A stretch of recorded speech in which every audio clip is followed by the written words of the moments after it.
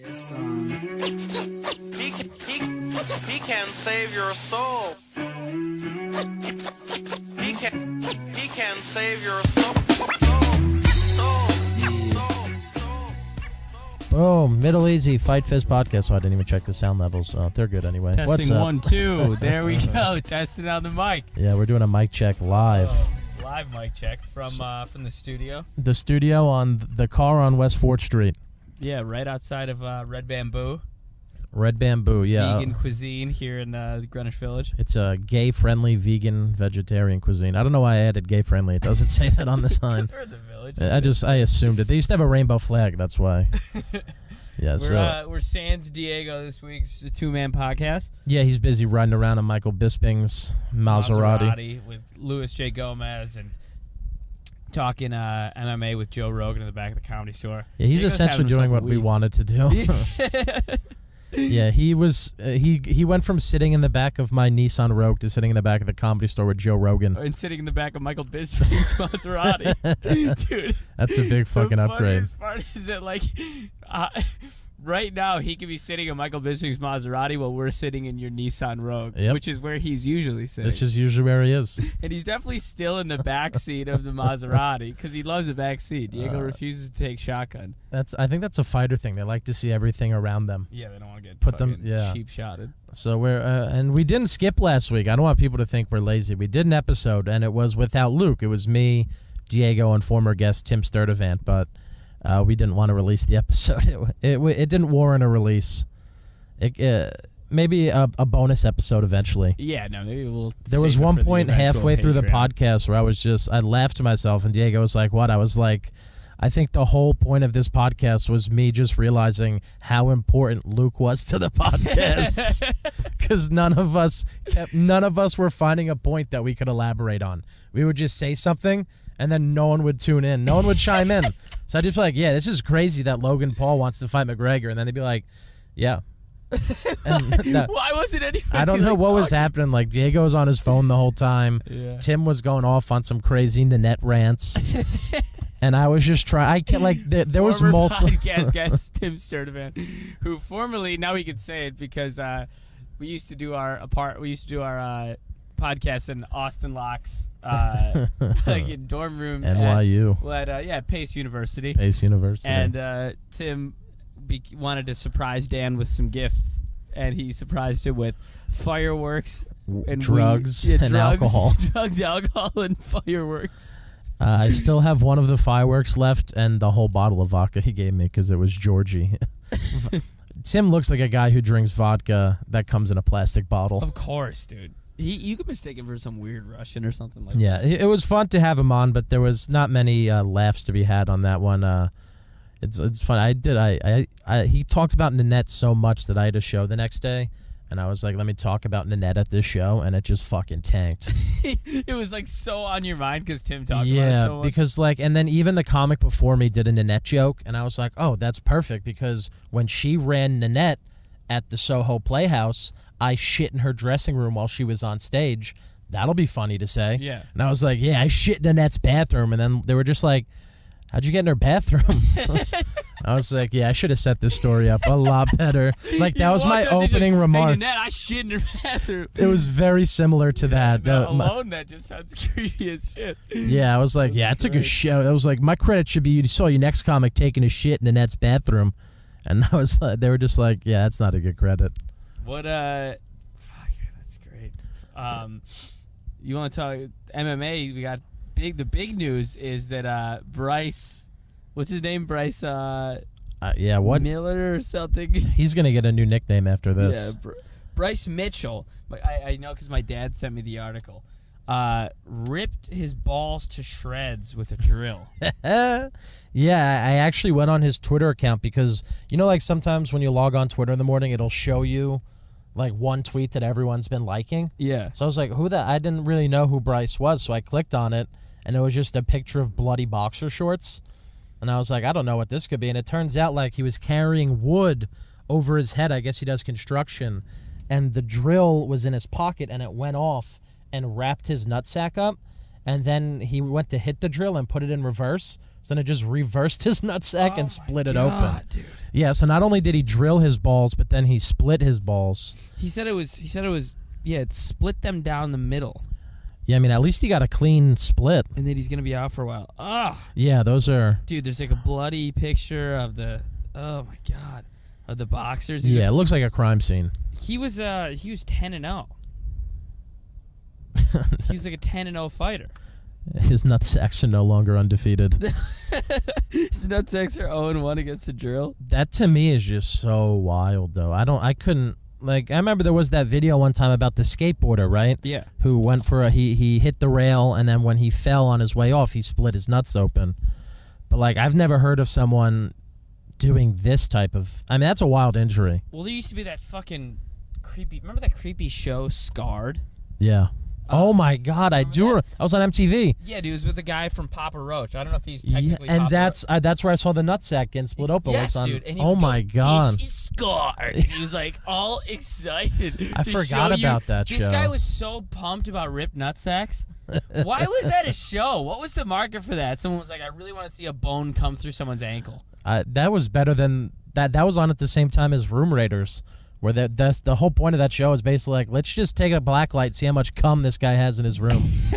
It's like, oh my God, look at his lampshade. That is a hefty amount. Dude, that was also around the time there was like 1,000 Ways to Die. There's a lot of weird shows. I was just talking about 07. 1,000 Ways to Die the other day with my uncle, and then I think we Googled it to see if they were all correct, and like most of them were made up. Oh, really? But Scarred was a great and then they would Scarred show was you like real. the X-rays. Oh, yeah, it was disgusting. I remember there's a one guy that was rollerblading and he flew off of like a stair, like a 10-stair staircase, and all his weight went on like 2 fingers, and his whole like hand bone just went through the skin. Did you ever go through a skating phase? I tried, but I was way too bad. I was like too shitty for it to even be a phase. Yeah. I was like too bad at skateboarding. I really loved tech decks. So you even have But- me beat in terms of like how little you're into skateboarding. I was like, I was still gung ho. I would just go to the skate park with my tech deck and like actually put them on the real ramps. Were you chubby back then? Yeah, my phase was, I was obviously I was a really skinny baby, so much that like I was born really skinny. They had to put me on steroids right away, so that made me fat right away as a kid. And then I didn't start losing weight until I was a sophomore in high school. But no, I was like, we had this place in Jersey called Rexplex where everyone would go to skate. But I was so, and like I had like my grandma always like loves getting nice Christmas gifts, so I was like, get me this customized Element Bam Margera skateboard. She was like, yeah, it's $300. That's a great gift. And I think maybe I rolled it down a hill once. Like, I was a rollerblader. I loved my friends would be tearing up the half pipe, then I'd come out with like my rollerblades on. Like I gingerly rollerblading. Yeah, up but to then the like half pipe. I got to be a decent rollerblader, but always never to the point where I could go like above the beginner course at this place Rexplex. No, I mean I could. I remember I landed a handful of ollies. I didn't even get close to the kickflip.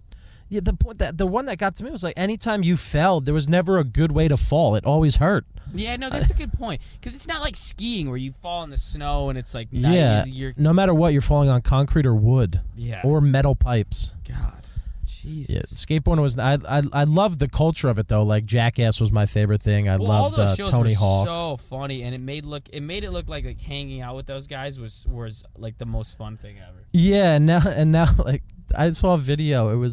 This is where Bam Margera's at now. He's been sober for a while now, trying to get back on the right track. Really? And I follow him on Instagram. On Instagram Live, he was in I don't know if it was one of the Caribbean islands, and he got there last week. This dude picks him up in a cab. Then the guy doesn't speak English, realizes Bam is English, writes on his Google Translator, "Give me all of your money," then pulls out a gun and puts it to Bam's head. So then Bam gets robbed, goes to the hotel. First thing he does is put up an Instagram Live video and then just crack a beer. And he's like, breaking sobriety because I got robbed, bruh. And then but it's like extra sad because he's bloated now. And like you could tell he has like arthritis in his fingers trying to open the can. Dude, he looks like the saddest person alive. Yeah, like he looks like his next son is like, I'm Bam Margera and this is just trying to stay alive. Bam Margera, and this is me trying to get out of bed this morning. I feel bad because he was like my favorite dude in the world, but once Ryan Dunn died, he kind of fell apart. So funny, depressed Bam Margera stunts. Like, I'm Bam Margera, and this is me eating cereal with no milk. Nick Mullen on Cumtown does a great Bam Margera. Oh, fucking April. Yeah, he's like, I'm going to come in this envelope and then send it to April. Send it to April. That poor one. Oh, man. That was, I do think it was one of the funniest things on television ever. And you know me, I want to reinvent it with all fat people. Fat ass, I am him, Margera. That's my thing. I just reinvent. I was so high last night that I messaged my friend, right? And I'm like, dude, I know I'm really high, but I got this great idea for a movie. I'm like, you know how every time in history there's a major historical event happens, it always centers around one guy. I was like, you know for a fact there was always a boring guy right there. This is the movie about him. He goes, yeah, that's Forrest Gump. And I was like, did I just reinvent Forrest Gump and actually think I had like the most brilliant idea? Funny. He was just like, yeah, amazing. it's Forrest Gump, man. And I was like convinced. I was like, how about we make him a time traveler then? Damn. That's a new level of high where you think you reinvent, where you think Forrest Gump was your idea. Yeah, like I tweet about it. Like I was so like, because I need to do this vlog. I'm writing a book, which Tim made fun of me for on last week's episode. And the part of the deal with the publisher is I have to do a vlog with it as well for when I'm on the road. So I bought all this fucking equipment, did this beautiful vlogging thing, turned my iPhone into like a film center, shoot a 12-minute vlog yesterday at 3 in the afternoon, not realizing that the only thing I didn't factor in was that I'm a fucking idiot. So it took me 6 hours to find out how to post it on YouTube. Then I was so fucking stressed out. I was like, all right, let me just smoke some weed and relax. And then I didn't have any oils, but I remembered that I had like a dime bag or a dub bag from Skankfest. Yeah. But I was like, oh no, I don't have a grinder. So I did like the most white trash chemistry, which is you just take an empty pill bottle and you put in the weed and then you put in like a nickel or a quarter and shake it and it grinds the weed for you. And like That's I'm just such a Jersey trick. yeah, I'm just sitting on my front porch fucking shaking an empty pill bottle of weed, being like, oh, this is gonna be fucking nice, man. And it probably, like, you're in Jersey, it probably looked like you were shaking it, hoping it would come out Oxycontin. It was like, Yeah. Well, the part of the story I left out was to get the empty pill bottle, I had to take all of my muscle relaxers, so wasn't too far off from the point. you're like, I mean, they used to be in there. I was like, well, I could put these in a paper bag or a plastic bag, or I could just take all 5 of them. And we went that route. And I'm not even, like, this morning was really bad. I woke up and I looked at the alarm and it was 2:30. And I was like, there's no way I slept till 2:30. It has to be 2:30 in the morning. And then I looked out and I was like, oh my God, it's 2:30 in the afternoon. I was like, you shouldn't be fucking sleeping this late, man. Like I've been complaining so much that I'm so stressed out lately. And I was like, maybe just set a fucking alarm. Do you think you're stressed out because you're sleeping too late? Yeah, because I have so many projects going on right now that I wake up at 2 and I usually have to leave at 5 to go into the city. So it leaves me a 3-hour window to complete all this work that I have to do. So if I just get up earlier, it solves the whole fucking problem. Yeah, dude. I mean, 2:30. I know so the solution. It's just when I lay in bed and I go to that alarm app, I'm like, let's not do it. You'll wake up on time. I always have confidence in myself that I'll do it. Never happens. So you want to be vlogging when you're on the road, though? I don't want to be. The book, the publisher is making me do it. So what's the deal with the book? Talk about the book. Yeah. It's essentially some of my favorite books are road journals from tours. Like, you know, a lot of times comedians go on the road, but not often do they do like a long tour. And like Todd Barry did a long tour, wrote a book about it. Dov Davidoff has a book about it. Doug Stanhope has a few, and I love those type of books. So I was like, let me write that, but to make it different, like half of the chapter is road journal about each location, and then half is like explaining how a performer's mental health strengthens or deteriorates over the course of a 30-day tour. Yeah. Which I hope it either strengthens or deteriorates. If not, I'm just gonna have a book about me, Like, still which is feel not safe. sellable. Yeah. End of the tour. Yeah, I'm still happy. All right. What so who can you say who the publishers are? To be honest, it has all been set up through people that are not me. This is like the one project that I have no idea who it's for. Yeah. They were just, I was sent all this paperwork and I was like, yeah, I'll do it. And I don't know what the hell is going on. That's I great. assume the tour's about 4 weeks long. I'm going to guess by day 3 I stop doing it. So they want you to vlog in addition to Yeah, so then I put out the vlog on YouTube yesterday, and then they were like, well, we actually meant vlog, but don't send it to anybody. Just send it to us. We could use it down the road for promotion. I was like, I'm not going to vlog and not post it. That just makes me fucking insane. Dude, what would be more fun than just sending it to the publishers would be you put up the vlogs and you write the book, and then if people are reading the book, they can also keep up with the vlogs, and you can almost, Exactly, that's how I want it. reference the vlogs in the book if you really want it to. Actually, that's the right way to do it. I'll come back with them to that. Yeah, that's good. Because I thought I didn't mind. I actually sat down in front of the camera for like 12 minutes and did a vlog, and then I posted it, and people, it didn't get too many views on YouTube, but it's already over 100 views, which is nice, and a bunch of likes. And people seem to enjoy it, and it's pretty cool. Like, I got the whole setup for the iPhone, like the case that mounts it like a camera and microphones and lights. Yeah. That's great, man. Yeah, it was a real waste of money. It just felt wrong vlogging. I bought an app that like puts in dumb emojis, and I was like, don't do it. Don't put in like the LOL popping above your head when you say something funny. Logan Paul of fucking they'd be like, what? comedy. Yeah, I'm gonna be the guy who starts as a real stand-up and then just turns into an online comic. Dude, that's definitely happened to a couple people. That happened to a guy. There's a guy named Jason Nash who that happened to. Really? He started as a stand-up, and he's like, admittedly, was not a good stand-up, and then one night he just happened to randomly have a good set, and he said he almost never had good sets. And there was some like he's like a 40-something-year-old man. There was like an 18-year-old like Instagram kid in there, and he wanted to put him in a sketch, and they did a little Instagram sketch or like Vine sketch, and then they just hit it off, and these two like this like 20-year-old, this really, I mean, it really sounds like a fucking very odd gay relationship. Yeah. It's like a 20-year-old young boy or 19-year-old, and it's like 40-year-old You man. saying young boy didn't make it better. No, I wanted to make it a little creepy. They started making these like Vines and Instagram videos, and like basically made like a conglomerate of like online social media personalities, and now the guy doesn't do stand-up anymore. Really? Is it wrong that for the two people in this story, I'm picturing you as the little boy and Tim Dillon? I'm just picturing that as the story. Listen, feel me? I'll just slide down this slide at McDonald's. Get so many revines. I was doing a show last week with Alan Finn, and he did a bit about his roommate. And I was like, that sounds like Tim Dillon. And I didn't realize they lived together. That's so fun. What did he say about him? Like he's like wolfing down cupcakes? It was basically just about like life living with a gay conservative, kind of. That's pretty funny. Yeah, it was. He had a good set. It was on the guy who does the sound for our podcast started a new show. Yeah, at Ease. Yeah, you have been there? It's a nice Matt bar. has me on it. Shout out to Matt. Oh, Dittis. nice, Matt Dittis. But he's got me on it in a couple weeks. It's a really nice room, and Next week, the owner was sitting there, and the owner brought his friend. That's always nice when you do a show, and like the owner loves it so much that they're sitting in the crowd with their friends. Dude, and they're always like buying you free drinks and stuff like that. Yeah, I've never had that. So I heard you. Did Tim say you got a new job?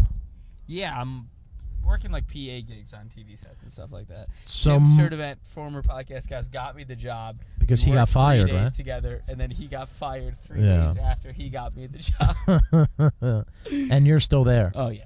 It sounds a lot better than having to do what you were doing, right? I was landscaping. I liked landscaping, but the good part about this compared to landscaping is I can work twice as long and be half as tired.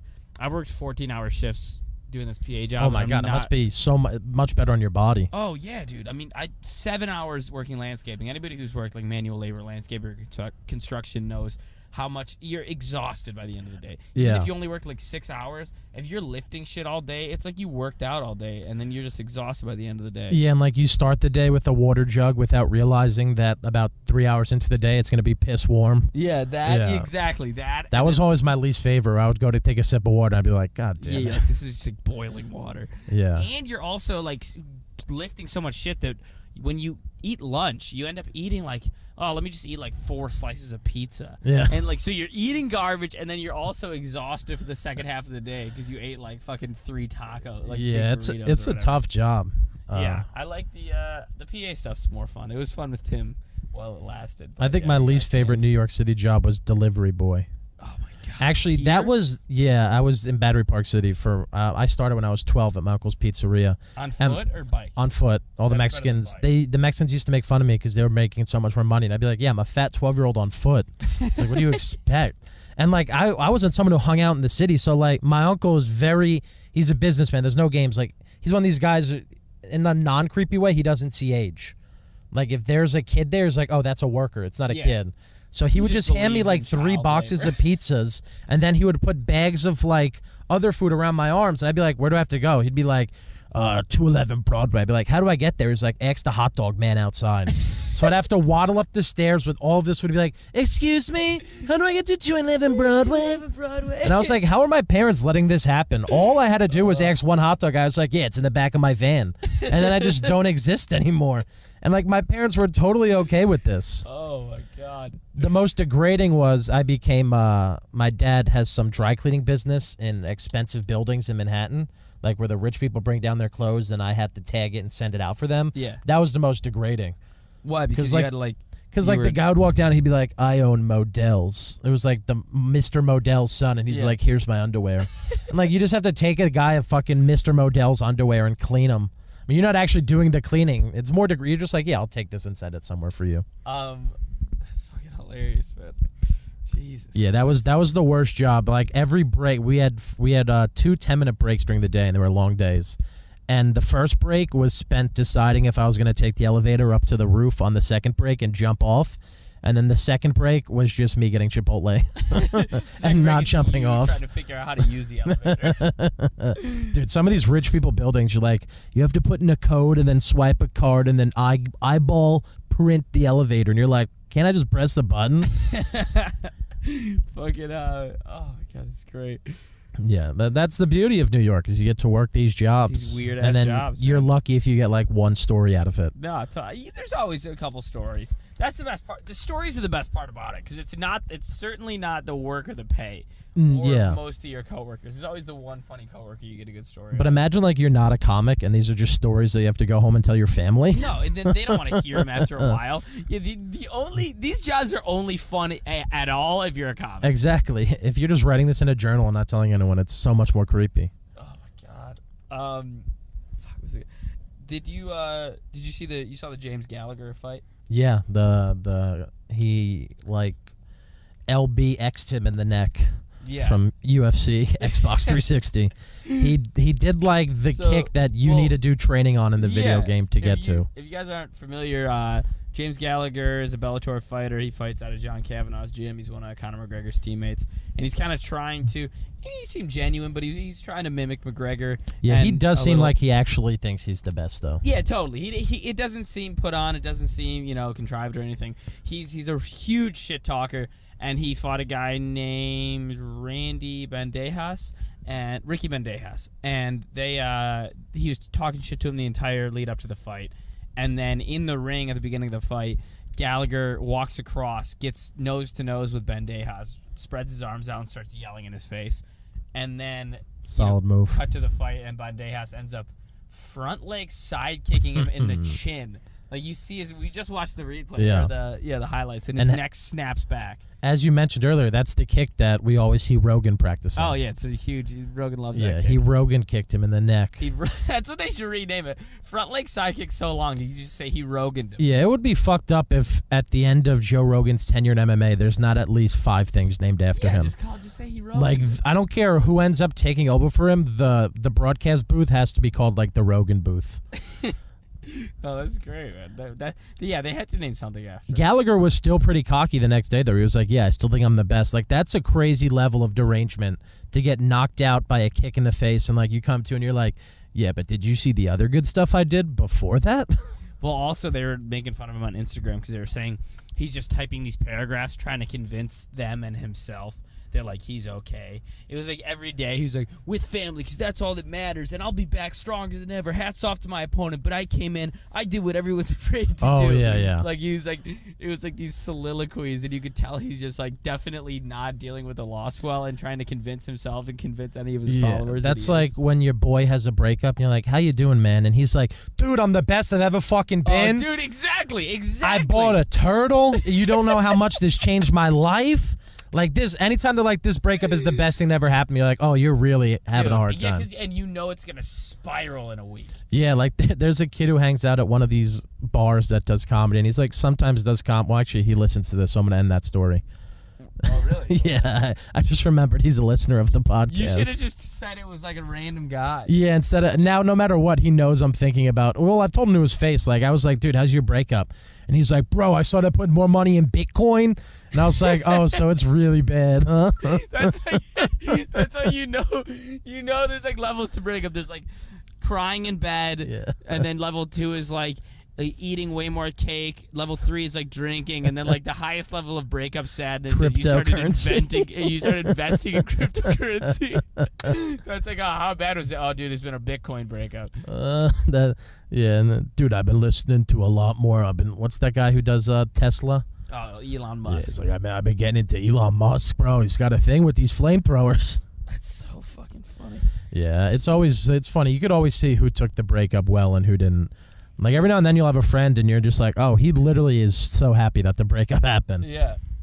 It's oh god, it's bad, dude. That Gallagher, like, all that. I mean, he seems like a pretty good fighter, and he seems entertaining, you know, and Kavanaugh's a great coach, so I'm sure he'll be all right, but God, it was like, and like, I like shit talkers, but it was still, even for me, satisfying to watch. Yeah, that would be like the equivalent of watching Colby Covington take one of those bad boys. Exactly. Like, part of every MMA fan wants to see that happen. Yeah, and like, you never wish, an injury upon someone, but No, but you can wish they lose handedly. Yeah, lose handedly. Yeah. He's but I feel like it's got to be tough when you suffer a loss like that in Bellator, because even though Bellator is a great fight league, a lot of those guys are trying to get to the UFC. Totally. It's like, I feel like if you get a loss like that in Bellator, that counts as like 2 losses. But the other thing is that I feel like he almost can talk more shit. He has a good following on social media. Yeah, it's smart that he's talking as much shit as he is, and then on top of that, I bet he'll still get a UFC shot no matter what, just because of how much power Conor has in the league.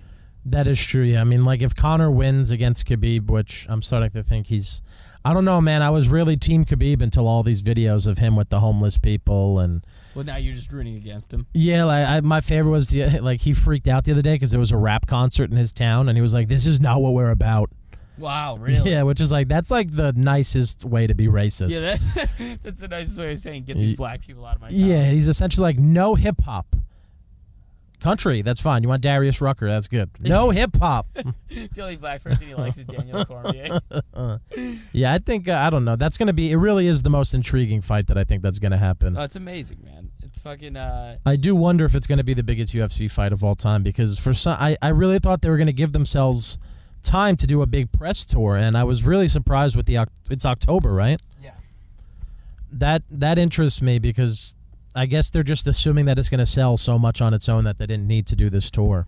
I think they don't. I think they don't want to do the international press tour, and you can tell me if you think I'm wrong or whatever. I think they don't want to do it because they don't want to risk one of the fighters getting injured or not making weight as a result of not training properly. Yeah, because you figure, to us, we just see the presser, but that's, 6 hours in an airport, totally. 6 hours on a plane. That ends up taking away so much from the fighting. And that is a good point. Yeah, and Dana's not stupid. We all want to watch Conor fight, and we'll watch Conor fight anybody, and we'd love to see Conor fight Tony or Poirier or, Nate Diaz again, some great fighter. Tony, I block all the MMA media on Twitter, Ferguson. Yeah. But it's we'd like to see him fight any of them, but the fight that we want to see more than anything, and that every MMA fan is dying to see, and that we're still going to be craving afterwards, is the Khabib and Conor fight. So I think Dana's probably taking any precaution he has to make sure that Khabib doesn't get injured and that he makes the fucking weight. Yeah, he's not eating tiramisu. Khabib is prone to. Yeah, he's prone to missing weight, and he's prone to getting injured in camp. Yeah, we didn't get to talk about it last week, and it's only, I just found it funny because it was the Bellator fights last week. There was a fighter who missed weight by 14 pounds, and they still let him fight. Jesus. Yeah, which means he probably came into the fight about 35 over his opponent, if not 40. Do you know if he won or lost? I don't know. I didn't watch the Bellator fights last week. I was out, and I didn't even honestly look. All I saw was the replay of the Gallagher knockout. Yeah, that shit was insane. But Bellator has some fun stuff coming up, with the fact that if it all goes through and we do see Chael Sonnen versus Fedor, like there's some weird MMA god who's like, listen, I finally gave this to you, but I'm not giving them to you in their prime. You don't deserve weird that. We're seeing these like fights we've been dying to see so much later than we were dying to see them. Not that the desire for them is gone, but it's weird that right now we're seeing. You get to see Fedor fight again. You're seeing Fedor fight a shit talker like Chael Sonnen. Then on top of that, you're seeing Tito Chuck 3. Like these weird fights that are happening. But now these guys are like 40, 50 years old. Yeah, it's like being told you could watch The Godfather, but only The Godfather 3. Yeah, exactly. And then you get to see The Godfather 1. It's like, yeah. Well, you know what it is? It's like The Godfather 1 and 2, and then if there was like a 20-year fucking break or a 10-year break in between 2 and 3, and then you watch 3, and 3 was as bad as 3 ended up being. Imagine they made another Godfather movie of them complaining how the mob isn't strong anymore. Dude, you tell me I got to get a fucking job at a deli? That'd be a great Godfather 3. They're like in New York City. They're like, what's up with all these Dwayne Reeds? There's a Walgreens at every block. This is what he used to be. Just Marlon Brando working at a taco food truck. Marlon Brando, he's got some shitty startup job at a WeWork. Oh boy, I always think about that, like just updating things to how they are today. Yeah, I mean, a lot of they're I think probably better run and less cool. Yeah. That is, yeah, it's funny, like that to me was like when you go back and watch early footage of the UFC, and it's like no weight class, one guy's wearing like one boot and then like a sock, and you're like, yeah, let them wear whatever they want, fuck it. And then it just got less cool, but it is still cool. Yeah. I love my favorite fight of all time was Johnny Knoxville versus Butterbean. I think that's the best fight of all time. Dude, Johnny Knoxville's, we've already talked about Jackass, but God, that guy's so fucking funny. Yeah. He was so charismatic. Anything, and my favorite part about him, why I resonated with him most, was he would orchestrate this madness and then kind of just like step back and let them do it. Oh, totally. And he always did the funniest ones. Like, he would get his ass kicked like the rest of them, but Steve-O did like the gross, weird shit. Bam would do like he's just like really fucking with someone. Yeah. Like, hardcore prank. And then like Wee Man and Preston, they would just let themselves get hurt.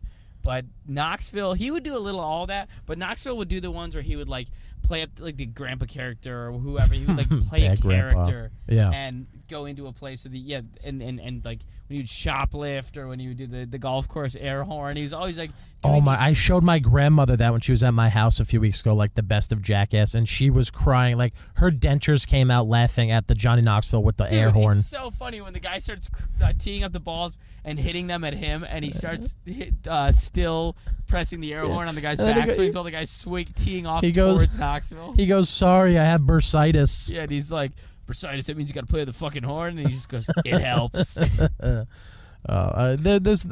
And part of you wants them to bring it back, but it would just be so sad now, like we talked about. No, I mean, it's like, dead Ryan Dunn, sad Bam Margera, Hollywood Steve-O. Vegan Steve-O. Yeah, vegan game I'm show sorry for ever Steve-O. swallowing a fish.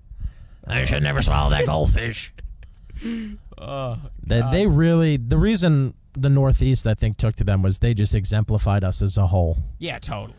They're such clearly like Jersey, Boston, fucking, Buffalo, just New York, Long Island dudes. Yeah. Just shitty garbage people doing shitty garbage. And it's kind of inspiring watching it now because you're like, look, they didn't let drugs get them. No. Only one died. That's pretty good numbers considering what they were doing. Yeah, you think like there's definitely like a darker undertone when you're watching it now where you're like, God, these guys are adults, and the closer you get to adulthood, the more you're like, if you're doing this, you got some issues. Bro. Yeah, you're like, when you get older, like you're like, was that a 30-year-old man letting a woodpecker peck his cock? Yeah, it's like this guy's got some demons. Jackass takes an entirely different tone if you watch it in your 30s. That should have been the slogan. These guys have some demons. These guys have some demons. Then they tried to do like a 3D Jackass.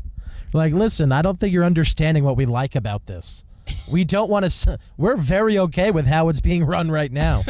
You don't need a. I saw that in the movies too. What was the first movie you ever saw that? Like, did your parents ever take you and your friend to a movie and like instantly regret it?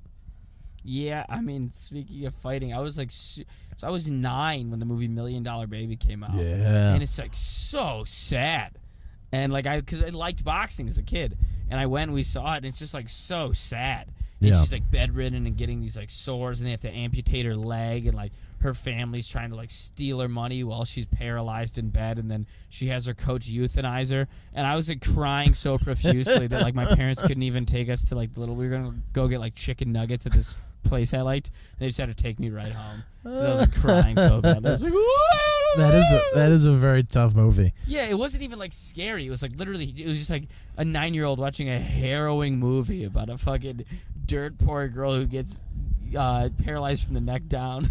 Yeah, mine was different. My parents took me and my Jewish friend to go see Borat. And instead of having to console me, they had to keep teaching me that Jews can't actually shift their shape.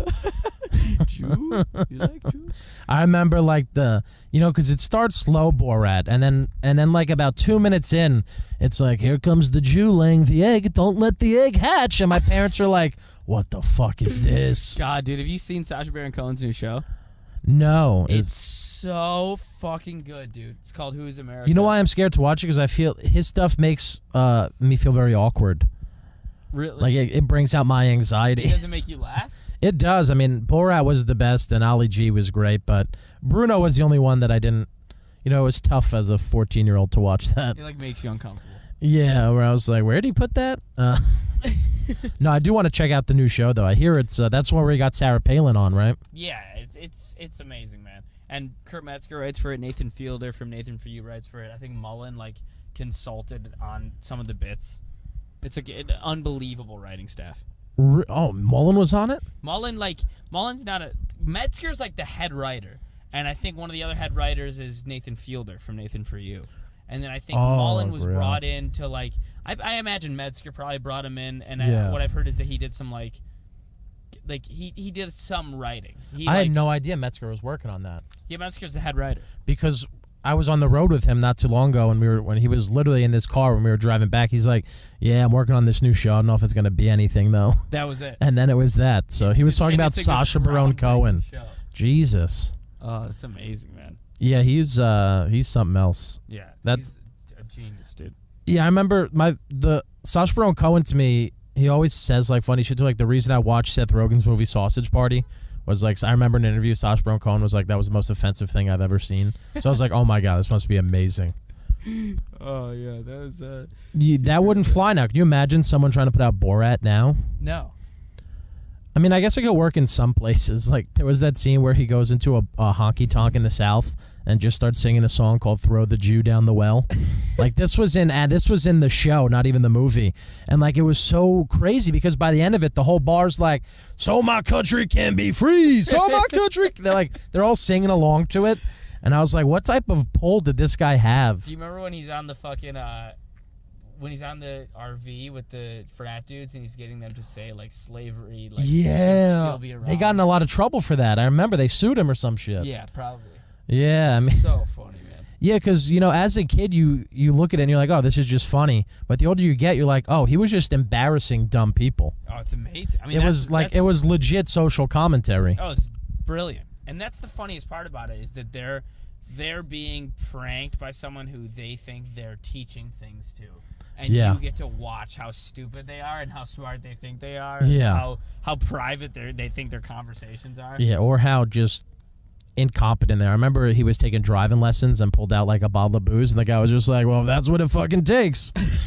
Like didn't even hesitate, like as if it happens regularly. Do you want to talk about the Gaethje fight before we wrap up? Yeah, so Vic, I know he's very popular now, but for some reason Gaethje and James Vick are fighting. I'm drawing a blank on his last few fights. Let me look him up. I know both of them are like real brawlers, so it should be a good fight. And I know they've been shit talking a fair amount.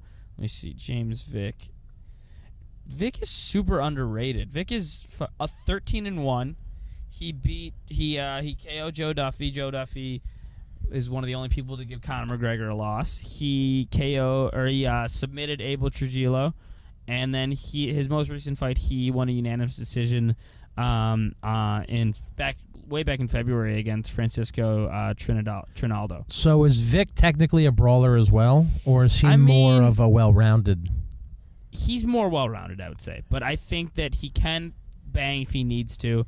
Because he's submitted guys, he's TKO'd and KO'd guys, and he's won decisions. So I think he's a little more well-rounded than Gaethje is, but I think he also likes to brawl, and they've been talking a ton of shit. Yeah. Ton of shit.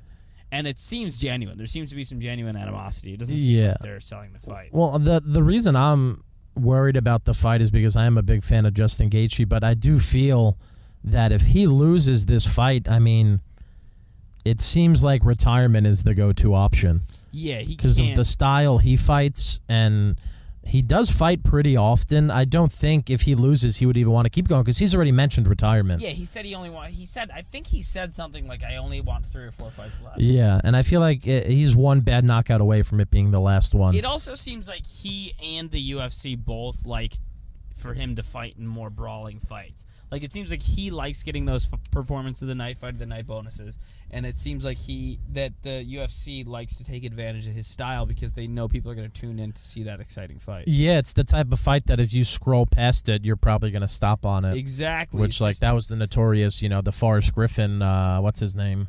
Fucking Bonner fight, though, the one that first got everyone into MMA in The Ultimate Fighter. Yeah.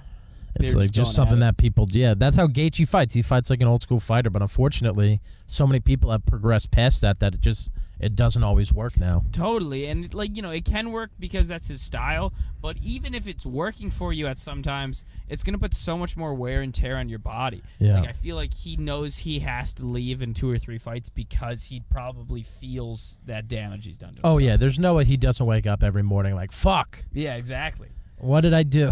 No, it's crazy. It sucks that the original fight was Gaethje versus Al Iaquinta, former guest, which would have been an amazing fight as well. Because Al always fights like it's his last fight. Al does the Chuck Liddell thing where he just leads with his chin and allows himself to get hit in the face. Yeah. It's like insane. He's a Gaethje sick kinda does that too, motherfucker. but against Khabib, he was like happily eating punches to the chin. Yeah. It was insane. That would have been an amazing fight.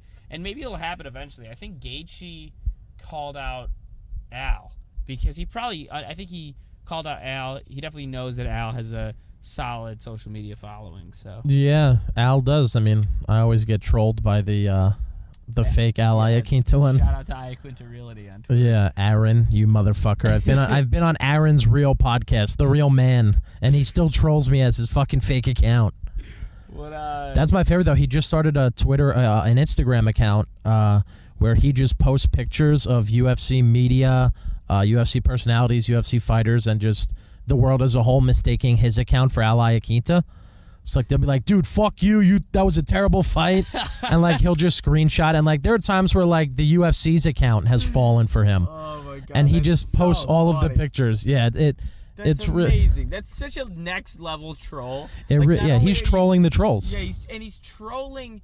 He's being a troll, and then people are responding to his troll, and then he's trolling them, getting butthurt about him trolling them. Yeah, it's really some weird fucking thing that he has cooking. But it's like in troll inception. Yeah, so shout out to him. I don't know what the name of the account is, but it's funny as shit. It's amazing. That's what I like about the MMA world is during, when there's fights on, as a whole, MMA Twitter stays on the funny side. Totally. They're always making jokes. They're always roasting. They don't seem to take themselves too serious, which is what I like about the sport.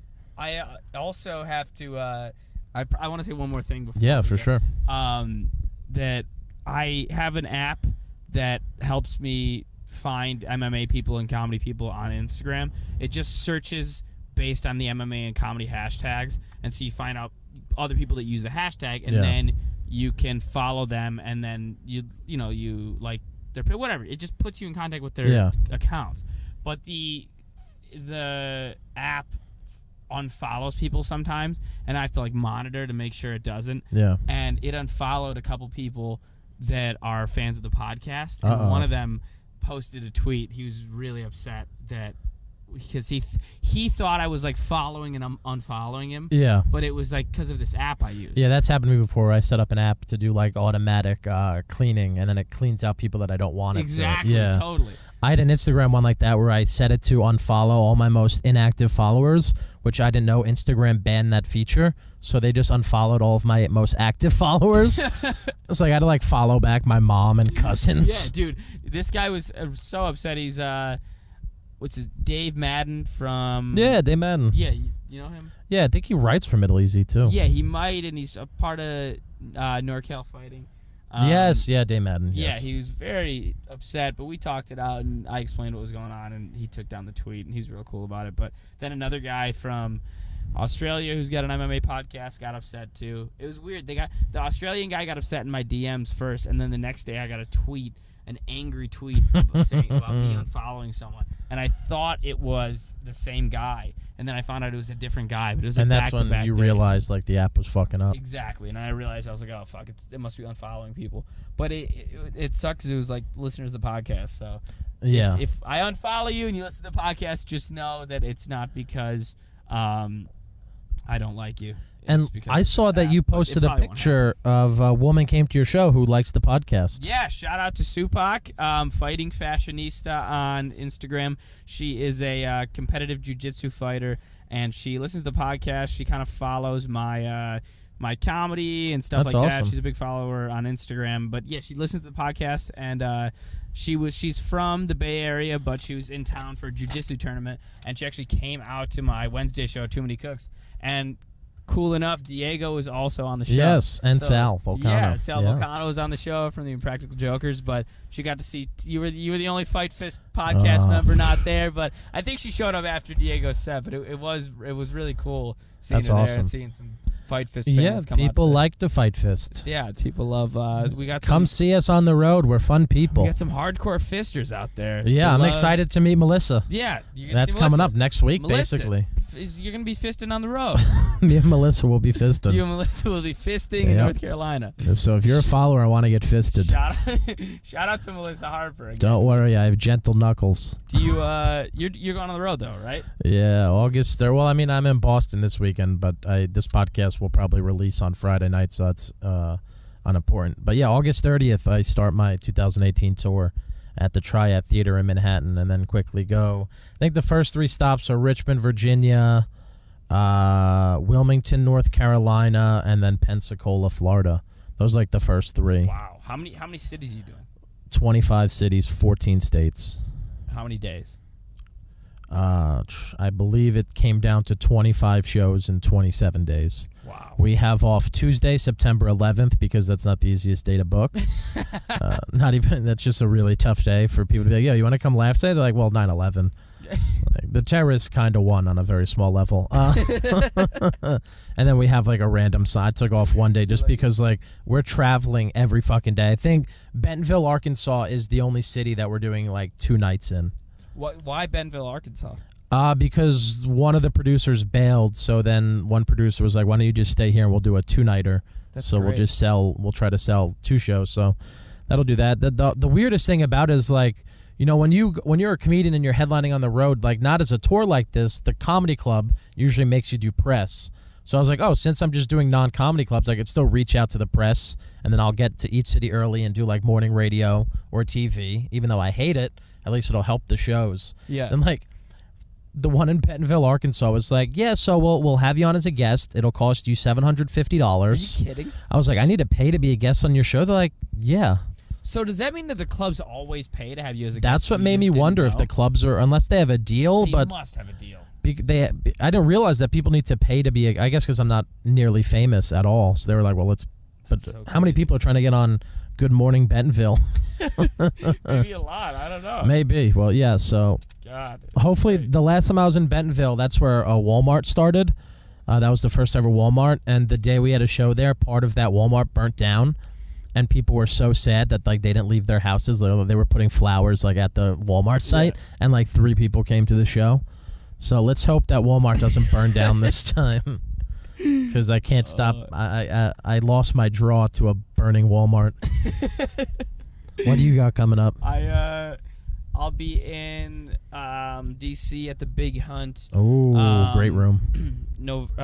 September 7th and 8th, featuring for Tim Dillon. It's a hell of a room. I'm excited, man, and I've wanted to do it for a while. So You never done it? No. Oh, you'll love it. You're gonna Everybody- kill there. everybody says everybody says it's like a fun spot. Yeah, very fun. I did their festival there this past year. I mean, it was like, because that was my first time there, and it's this room that everyone talks about. Yeah. So I'm like, it lived up to the hype. It's really fucking cool. That's awesome. So I'm excited, man. Big Hunt, decent. Maybe there'll be some Buffalo people out there because it will be before the Bills away opener, season opener in Baltimore against the Ravens. So we'll see. Oh, football season starting up. Yeah, man. That's the 7th and the 8th. I'll be featuring for Tim Dillon at the Big Hun DC. On Thursday, September 27th, I'm headlining the Laugh Shack in Portland, Maine. Yeah. Come out if you're going to be in Portland. The whole following weekend, the 28th, 29th, and 30th of September, I'll be in Boston at the Hideout. And then October 16th, Tuesday, October 16th, I'll be headlining at the Saint in Asbury Park. Oh, nice. So That's right by my neck of the woods. yeah, man, Southern getting deep into Jersey. Yeah, I live like 20 minutes from Asbury. Yeah, I've done this show before. It was great, man. Joe McAndrew? Yes, good guy. All right, well, thank you, Fisters. Thank you, Fisters. Leave us a review. Yes, and we'll read it. We'll maybe. read it. We'll hug you. Thank you. Yes, He can save your soul. He can save your soul.